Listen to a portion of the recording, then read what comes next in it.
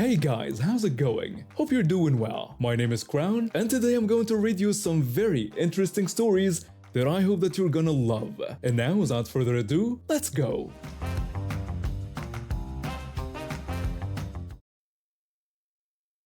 I don't usually lend my clothes to people. It's not that I'm selfish, but I'm careful with my belongings, especially my clothes. I work hard for my money, and I like to make sure the things I buy last a long time. I like dresses. I don't have many, but each one I own has been carefully selected. My emerald green cocktail dress is one of my favorites. I found it at a vintage shop 3 years ago, and it was perfect. The cut, the color, the way it made me feel when I wore it. It wasn't expensive, but it was special to me. My coworker and I had become friendly over the past few months. We'd grab lunch together sometimes and meet up for coffee on weekends. I wouldn't say we were best friends, but I enjoyed her company. She always had interesting stories to tell and she seemed nice enough. Last month, she mentioned a fancy party she was attending. It was some charity event at a local art gallery and she was worried about what to wear. She complained that she had nothing to wear, saying everything in her closet was boring and she couldn't afford to buy something new. I suggested that maybe she could borrow something from a friend. I don't know why I said that. Maybe it was because I wanted to be helpful. Or maybe I was just making conversation. Either way, her eyes lit up. She asked about my green dress, the one I had worn to the office Christmas party, saying it would be perfect for her event. I hesitated because that dress was one of my favorites. When I told her I don't usually lend out my clothes, she started begging. She promised she would be careful with it, return it right away, and even get it dry cleaned before giving it back. She said she was desperate. She looked earnest and I wanted to be a good friend. So against my better judgment, I agreed. I told her that she could borrow it but asked her to please be careful since it was one of my favorites. She thanked me, calling me the best and repeating her promise to take care of the dress. I brought the dress to work the next day in a garment bag. She was happy, thanking me again and promising once more to take care of it. The party was on Saturday night. I expected to get my dress back on Monday, freshly dry cleaned as promised. But Monday came and went with no mention of the dress. Tuesday, Wednesday, Thursday, still nothing. By Friday I was annoyed. When I asked if she had my dress with her, she said she had forgotten. She promised to bring it on Monday. Another weekend went by. On Monday, she finally brought a shopping bag to work and handed it to me, thanking me again for letting her borrow it. I opened the bag at my desk, expecting to find my dress neatly folded or still on the hanger. Instead, it was crumpled at the bottom of the bag, and there, right on the front, was a massive red wine stain. When I asked what happened to my dress, she looked over as if noticing the stain for the first time. She told me that someone had bumped into her, causing her to spill some wine. She dismissed it, saying these things happen without any concern. I stared at her. No apology. No mention of breaking her promise. Nothing. I reminded her that she had promised to be careful with it and told her the dress was ruined. She said it wasn't ruined and suggested I just take it to the dry cleaner. When I reminded her of her promise to dry clean it before returning it, she just shrugged and said she'd been busy. I took a deep breath. I asked if she would at least cover the cost of the dry cleaning since the stain looked bad. That's when she laughed. She told me I was taking it too seriously and pointed out that I don't even wear the dress that much anyway. I was speechless. It's not about how often I wear it, it's about basic respect. I trusted her with something I valued, and she acted like it was disposable. I tried to explain that the dress meant something to me and that she had promised to take care of it. She told me I was being dramatic, saying it was just a dress. That's when I realized what kind of person she was. She didn't respect other people's belongings or keep her promises. To her, my dress was just a thing to use and discard. I told her she was right about it being just a dress, but added that our friendship now meant even less to me. I walked away with my stained dress feeling angry but also relieved. At least now I knew who she was. The next day, our department head announced a team lunch to celebrate our recent project success. Everyone was invited to a restaurant downtown. I noticed my coworker looking excited. She loved free lunches. Just before we left, I stopped by her desk. I told her that I had taken the dress to 3 different dry cleaners and none of them could remove the stain completely. I told her it had cost me $45 for them to try and the dress was still ruined. She said that's too bad and asked if I was ready for lunch. I placed the dry cleaning receipt on her desk and told her to pay it. I added that the dress had cost $120, so the total she owed me was $165. She was shocked and refused to pay, asking if I was serious. By this time, our team was watching. I told her she had borrowed something valuable, damaged it, and refused to take responsibility. I gave her a choice: either pay for what she ruined, or I would take this up with human resources as a personal property dispute. Our team leader, who had been listening, stepped forward and asked if there was a problem. I explained the situation. My coworker tried to dismiss it as just a silly dress, but our team leader disagreed. The team leader said personal responsibility is important, both in the workplace and outside of it, and suggested my coworker resolve this. My coworker reached for her purse and wrote me a check right there. She didn't join us for lunch. That dress may not have cost a fortune, but her attitude cost her a lot more. My respect, our friendship, and her standing with our team. And I learned a lesson about who to trust with things that mattered to me. I've been stopping at Pete's Gas and Go for about 3 years now. It's on my way to work, has decent coffee, and the staff is friendly. I work as an IT specialist at a small company downtown. That Wednesday started like any other. I was running late for work because my alarm didn't go off. I rushed through my morning routine and headed to Pete's to fill up my tank. I was almost on empty. Another result of my hectic week. When I pulled into the station, I noticed a fire engine parked near the convenience store. Nothing seemed wrong, so I figured they were just taking a break or picking up snacks. I had just started filling up my tank when a shiny red sports car screeched into the station, cutting off another driver who was waiting for a pump. The car was expensive looking with vanity plates that read Queen Bee. The woman who stepped out looked like she'd walked off a reality TV show. Her nails looked more like weapons than fingertips. She walked toward the convenience store, her heels clicking against the pavement. I couldn't hear what was happening inside, but through the glass, I could see her gesturing wildly at the manager. I finished filling my tank and decided to go inside to pay and grab coffee. That's when everything went sideways. As I approached the door, the woman burst out, followed by the nervous-looking manager. She was yelling loudly about not paying what she called ridiculous prices. She asked if the manager knew who she was. The manager tried to explain that he didn't set the gas prices and couldn't give her free gas. That's when she reached into her purse and pulled out a kitchen lighter. Not a small one. One of those long ones people use for grills or candles. She flicked it on, and a flame appeared at the end. With the lighter in her hand, she told him to drop it and blow up the entire place if the manager didn't fill her tank for free and quickly. The manager's face went white. People around us started realizing what was happening. Someone screamed. I froze in place. The manager quickly agreed, asking her to put the lighter away as he promised to fill her tank. He hurried to her car, hands shaking as he prepared to pump her gas. Other customers who noticed what was happening started rushing to their vehicles, tires squealing as they left the station. I should have run too, but I was frozen with shock. Karen stood there, lighter still lit, holding it close to the gas pump. She had a smug look spreading across her face. She said it was easy to get what she wanted, and that people make things complicated. She was so focused on watching the manager fill her tank that she didn't notice one of the firefighters had moved toward the fire engine.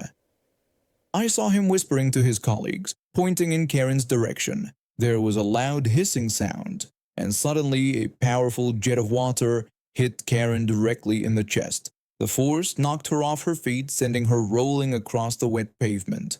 The lighter flew from her hand, landing several feet away. Karen started screaming about her ruined hair and clothes, asking if we knew how much her outfit had cost. The firefighter kept the water on her until she was thoroughly soaked and no longer a threat. By then, 3 other firefighters had moved in to secure the area. One of them told her that threatening to blow up a gas station was a serious offense and told her to remain on the ground. Karen shouted back that she would sue everyone involved and claimed to know important people. 2 minutes later, police sirens wailed in the distance, growing louder until 2 patrol cars pulled into the station. The officers took one look at the soaking wet woman screaming from the ground and quickly put her in handcuffs. An officer told her that she was under arrest for attempted arson, making terrorist threats, and endangering public safety. Karen responded by accusing them of assault and demanding to speak to their supervisor. The police ignored her demands as they led her to the patrol car. Another officer arranged for her sports car to be towed away. The manager went over to the firefighters.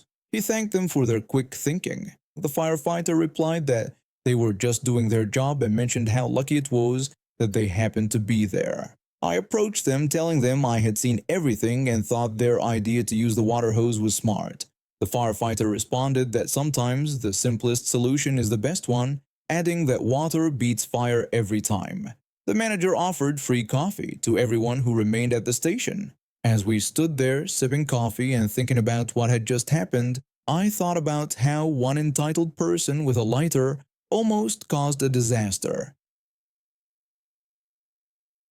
I grew up in the 80s and 90s in a strict branch of Christianity. Our church was similar to Mormons and Jehovah's Witnesses, rigid rules, strict hierarchies, and unique practices that separated us from mainstream Christianity. One practice was harsh. Based on writings attributed to Paul in the Bible, our church believed members shouldn't eat with people removed from church membership. This shunning at the table practice was supposedly justified by scripture, but it was just another control mechanism. I didn't leave the church until I was around 40 just a few years ago. It took me decades to decide, but I couldn't continue following beliefs that felt wrong to me. While I rejected the church, I hadn't rejected my family. I still went to every family gathering I could, working around their religious practices even when they made me uncomfortable. My family is large, with several siblings who stayed devout. My sister, whose husband holds a leadership position in the church, was hosting this year's Easter Sunday lunch. In the weeks before Easter, she kept messaging me about coming. My sister sent messages asking if I would come to Easter lunch, mentioning they were having ham. I read the messages but didn't answer. I knew what would happen if I went. I'd be seated at the sinner's table while everyone else ate at the righteous table. Just thinking about it bothered me. As Easter got closer, the messages came more often. My sister texted saying she needed to know if I was coming to prepare enough food. Later, she sent another message asking me to answer about Easter lunch. I still couldn't reply. Part of me wanted to go to keep peace, but another part was tired of being treated differently because I'd chosen my own path. Around lunchtime on Easter Sunday, my mom called.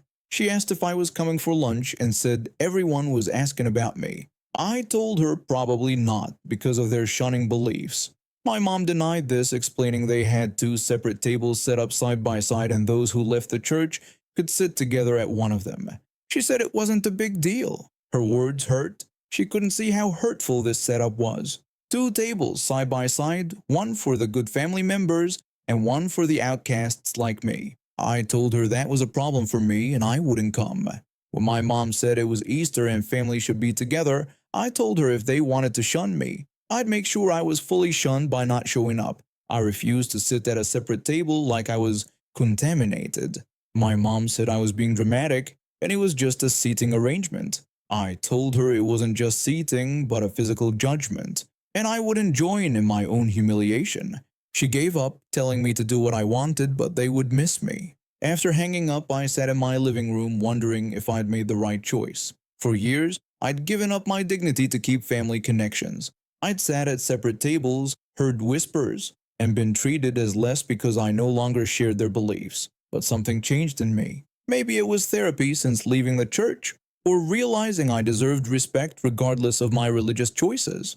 Instead of going to my sister's, I drove to the grocery store and bought a ready-made meal: rotisserie chicken, potato salad, and chocolate cake. It wasn't fancy, but it was peaceful. I ate at my own table, in my own home, without judgment. My phone buzzed during my meal. My sister messaged that they set a place for me and it was disappointing I didn't come. My younger brother texted asking why I wasn't there and said mom was upset. My mom sent a message hoping I was happy with my decision and that everyone was asking about me. I didn't answer any of them. It felt good to set this boundary. If they wanted to practice shunning, they could know what it meant to be without someone completely. Later that evening, my niece called, the only family member who disagreed with the church's practices. She told me she heard what happened and thought I did the right thing. She felt those separate tables were wrong. I thanked her and said it wasn't an easy decision. My niece told me she didn't stay for lunch either after finding out why I wasn't there. She told the family she couldn't support treating family that way. Her words meant a lot. I wasn't alone in my stance. The next day, my mother called again. She told me she'd been thinking about what I said and never thought about how the separate tables might feel from my side.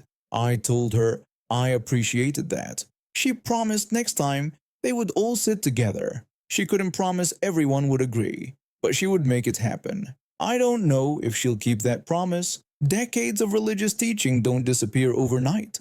But for the first time, she seemed to see the harm in this practice. It wasn't a complete win, but it was something. I ended up eating grocery store food by myself on Easter, but I'm not upset about it. This happened about a year and a half ago, though something today brought it all rushing back. I'm using a throwaway account since I have a strict policy against posting personal stuff on my main. I was at the local grocery chain browsing the aisles for dinner options.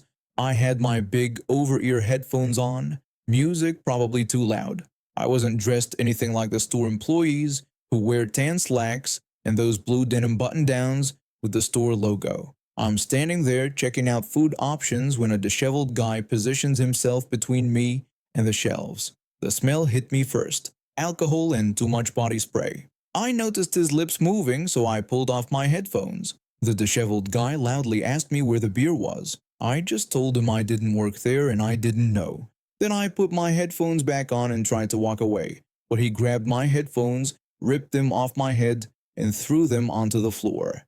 He repeated his question about the beer's location more aggressively, separating each word. I considered running because this guy was drunk, angry, and escalating fast.